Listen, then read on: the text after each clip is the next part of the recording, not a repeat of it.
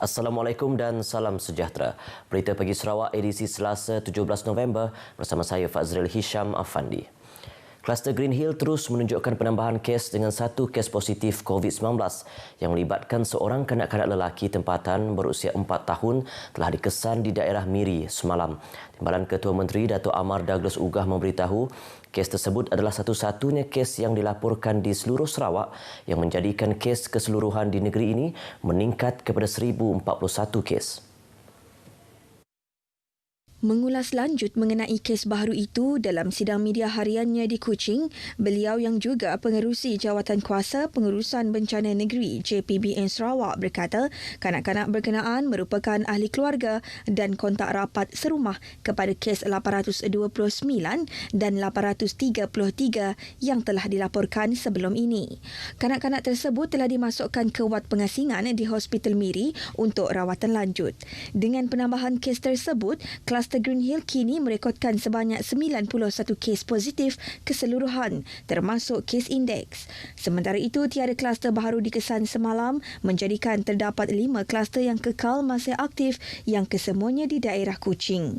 Dato' Amar Douglas Ugah turut memaklumkan 5 kes baru telah pulih dan discharge dari hospital semalam dan kesemua kes adalah daripada Hospital Umum Sarawak. 91 orang masih mendapat rawatan dan diasingkan di Hospital Umum Sarawak dan Hospital Miri dengan satu pesakit sedang menerima bantuan alat pernafasan. Dalam pada itu, seramai 5 pesakit dalam siasatan telah dilaporkan dan 2 lagi masih menunggu keputusan ujian makmal. Pemilik-pemilik premis perniagaan perlu memastikan hanya pelanggan yang mempunyai suhu badan yang mematuhi prosedur operasi standard SOP sahaja boleh memasuki ke premis mereka. Timbalan Ketua Menteri Dato' Amar Douglas Ugah Embas berkata, ini kerana kebelakangan ini didapati kebanyakan premis perniagaan meletakkan alat pengimbas suhu badan automatik di setiap pintu masuk, namun mesin tersebut tidak dipantau oleh pekerja. Beliau yang juga pengerusi Jawatankuasa Pengurusan Bencana Negeri JPBN Sarawak dalam sidang media di Kuching berkata situasi seumpama ini amat memudaratkan kerana tiada pemantauan rapi dilakukan terhadap bacaan suhu badan pelanggan. Ke arah itu, jelasnya Kementerian Kerajaan Tempatan dan Perumahan telah membuat pindaan SOP bagi sektor peruncitan untuk kawasan Perintah Kawalan Pergerakan Bersyarat dan kawasan Perintah Kawalan Pergerakan Pemulihan bagi penambahbaikan pematuhan SOP yang berkuat kuasa esok. Selain itu, Dato' Amar Douglas turut mengumumkan pembukaan semula pusat tuition dan tadika di zon hijau yang dibenarkan beroperasi hari ini dengan mematuhi SOP yang telah dikeluarkan.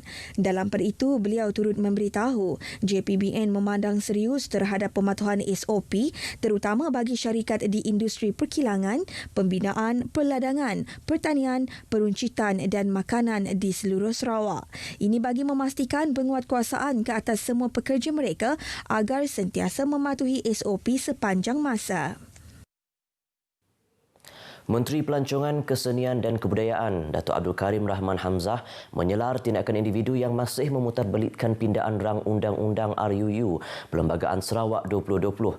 Katanya kekeliruan individu terbabit dalam pemahaman RUU yang hanya membenarkan rakyat jati Sarawak menjadi ahli Dewan Undangan Negeri tidak harus disebarkan kepada penduduk lain. Dato' Abdul Karim Rahman menjelaskan pindaan terbabit bertujuan bagi melindungi hak-hak rakyat Sarawak dan tidak membenarkan orang luar yang tidak mempunyai pertalian darah dengan rakyat Sarawak untuk menjadi wakil rakyat. Namun begitu, tindakan pihak pembangkang yang masih berpolitik di luar Dewan selepas persidangan jelas bertujuan hanya untuk memburukkan keadaan. Dato' Abdul Karim menjelaskan perkara berkenaan di Kuching. Bantuan bulanan bagi pelatih program pemulihan dalam komuniti PDK tidak harus dihenti walaupun pada masa ini kehadiran ke pusat PDK dihadkan. Menteri Muda Hal Ehwal Islam dan Dewan Bandaraya Kuching Utara menangkap ahli Dewan Undangan Negeri Pantai Damai, Datuk Dr. Abdul Rahman Junaidi menegaskan meskipun kehadiran ke pusat PDK dihadkan kepada pelatih yang berusia belasan tahun dan yang kurang risiko sahaja, namun bayaran bulanan tidak sepatutnya dihentikan untuk pelatih lain yang tidak hadir ke pusat berkenaan. Menteri Muda itu menyatakan demikian sebagai mengulas aduan daripada ibu bapa mengenai bayaran bulanan pelatih PDK yang belum diterima. Justru maklumat lanjut akan diperolehi daripada Jabatan Kebajikan Masyarakat JKM mengenai bayaran tersebut. Jadi saya akan menyusulkan perkara ini dengan Jabatan Kebajikan supaya mereka dapat teruskan bantuan tersebut walaupun dari segi kehadiran pelatih-pelatihnya memang terhad. Pada kali ini pun di tingkat PDK pun pelatih-pelatihnya memang tidak digalakkan untuk dihantar kerana kebanyakan mereka adalah OKU. Namun demikian saya pasti bantuan-bantuan bulanan yang diterima oleh pihak PDK kita sepatutnya diteruskan. Utamanya dapat memberi sedikit bantuan kepada pelatih-pelatih kita yang datang ke pusat pendidikan dalam komuniti. Datuk Dr. Abdul Rahman ditemui pemberita semasa lawatan projek program penambahbaikan Rumah Miskin Sarawak di Kampung Pasir Pandak, Santubong.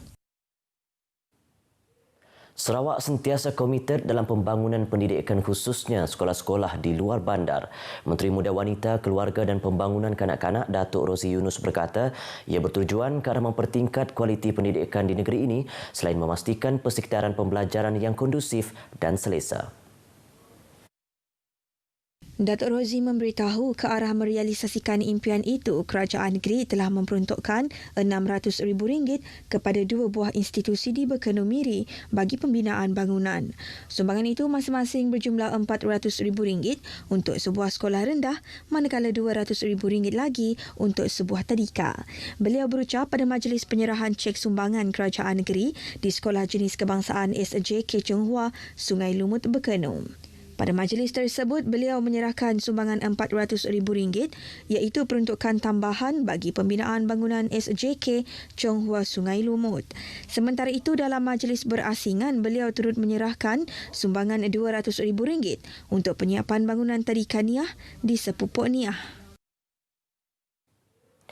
Penduduk di Haji Baki dinasihati supaya memastikan pematuhan prosedur operasi standard SOP terus diamalkan meskipun Perintah Kawalan Pergerakan Bersyarat PKPB di kawasan itu telah ditamatkan. Ahli Dewan Undangan Negeri Adun Batu Kitang Loh Kier Chiang berkata ini kerana Haji Baki merupakan salah satu kampung yang terletak dalam daerah Kuching yang masih berstatus zon merah. Ujar Loh Kier Chiang, penduduk di Haji Baki tidak harus leka memandangkan kes COVID-19 di daerah Kuching belum stabil.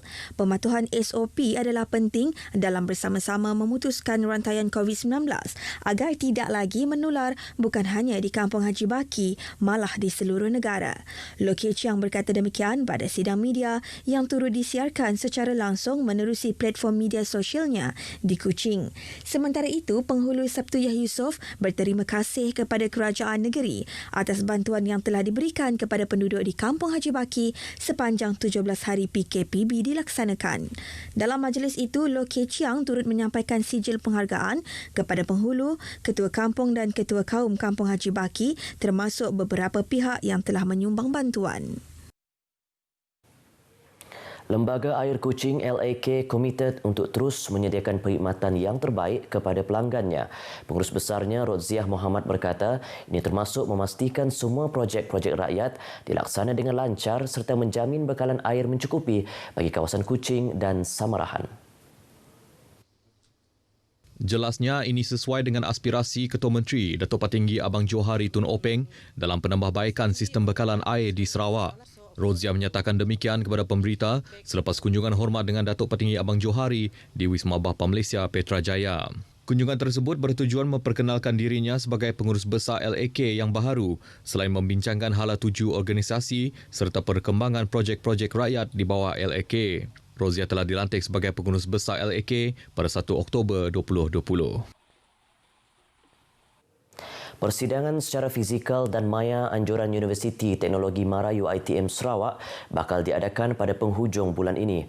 Menurut Rektor UiTM Sarawak, Profesor Datuk Dr. Jamil Hamali, persidangan yang akan disertai pakar-pakar perubatan dari dalam dan luar negara ini memfokuskan tentang pandemik COVID-19 yang sedang melanda dunia.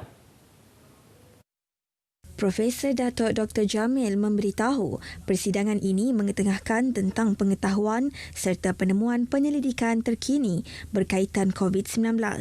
Katanya persidangan yang pertama dianjurkan di Malaysia ini adalah kerjasama ACEC Association dan Anhui Medical University China.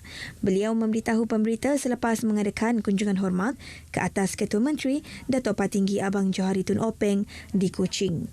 Kunjungan itu bertujuan memaklumkan kepada Ketua Menteri tentang penganjuran Special Edition of International Conference on Innovative Sciences and Technologies for Research and Education yang akan diadakan selama 2 hari bermula 25 November ini bertempat di kampus UiTM Sarawak di Samarahan. Ia sekaligus menjemput Ketua Menteri merasmikan majlis pembukaan persidangan berkenaan. Sebanyak 80 kertas kerja dijangka dibentang dalam persidangan itu. Pustaka Negeri Sarawak memperkenalkan perkhidmatan Book Bear yang menawarkan perkhidmatan penghantaran buku secara percuma. Menerusi kenyataan di laman Facebook, perkhidmatan tersebut beroperasi di sekitar Bandaraya Kuching, Sibu dan Miri. Perkhidmatan Book Bear ini bertujuan menyokong program dan aktiviti membaca sepanjang wabak COVID-19 ini. Pustaka turut memberitahu bahawa perkhidmatan baru ini juga bagi menyenangkan para pengguna untuk mengakses koleksi-koleksi buku di pustaka. Perkhidmatan Book Bear ini akan menghantar buku yang dipesan sehingga ke depan pintu rumah. Sekian berita pagi Sarawak hari ini. Sentiasa berikan kerjasama anda dalam mematuhi prosedur operasi standard SOP COVID-19. Saya Fazril Hisham Afandi. Sehingga berjumpa lagi. Assalamualaikum.